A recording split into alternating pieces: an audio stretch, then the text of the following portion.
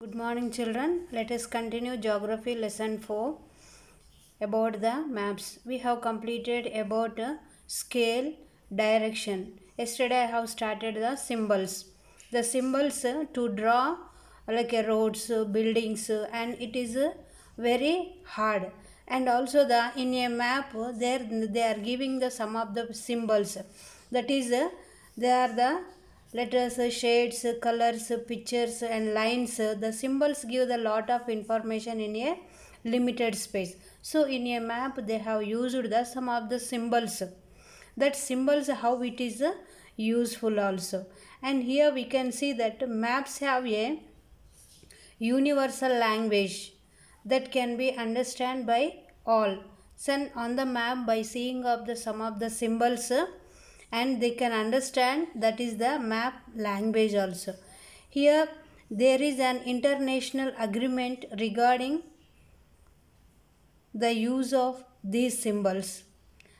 There are the conventional symbols. Some of the conventional symbols are shown in the figure. So children, in the map, to understand that language, they have given some of the symbols to recognize, to identify. If you are not studying also, if you don't know how to read and write also, but if you by seeing of the symbols you can identify the places. Here there are some of the conventional symbols. That conventional symbols, it is the here they are giving that maps have universal language to understand by all. So by giving of the symbols they are showing. The first one is the railway line, broad gauge, meter gauge, railway station. Here they have given pictures. The first one is the broad gauge, the second one is the meter gauge, and the third one is the railway station. Here by on the map they will draw these symbols. By seeing of these symbols we can understand which is the railway station, which is the meter gauge, and which is the broad gauge. The second one, if you see about the roads, there are the metalled, unmetalled road. Metal road means that buses and also how they are traveling, that is the metal road. If you are going to the villages, there we can see the unmetalled road. The metal road, two lines they have given, and unmetalled roads, the dots they have given here.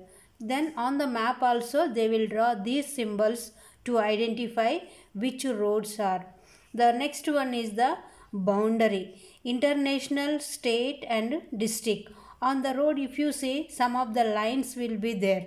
Then by seeing of that lines, it is the international line, and the second one we can see that small dots are there. For international, big dots and big line is given in the middle of the road, and the state they have given small dots. And if you see the district roads, only lines are there. Here three lines are there. We can identify on the road when we are traveling also. So by showing of these symbols, it is the international or state or district boundaries we can identify it. Next one is the river. Well, the first one we can see that well, and first one is the river in blue color they have given. Second one well like a black dot they have given. The third one tank, and also the canal and bridge. By seeing of these symbols, where there is a river and wells are there, tanks are there, canals are there, we can identify when we are traveling in the new places by using of the map. Next one is the temple. First symbol is the temple here. The second one is the church, and third one mosque, and fourth one is the chhatri. And these are the symbols they give on the map. And next one is the post office.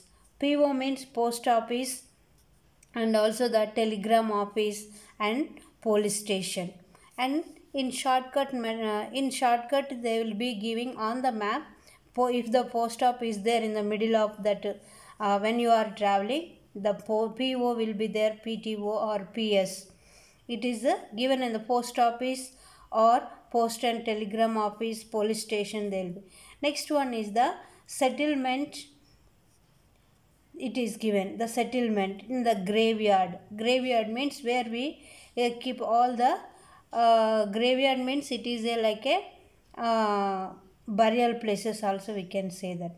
Next one is the trees and grass. In the map if they are giving these symbols we have to identify trees are there and grass it will be there.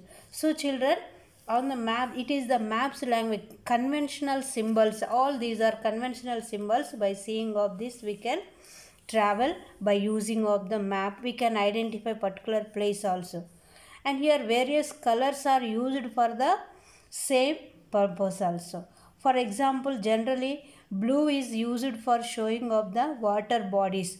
You can see here river means here they have given water blue color, brown for mountain, yellow for plateaus, and green is used for the plains. So all these symbols, the symbols are the third component of map, and there are the these symbols are using to identify when you are going to travel. These symbols are more useful. These symbols are called conventional symbols also. Let us continue in the tomorrow's class about the sketch and plan also. Thank you.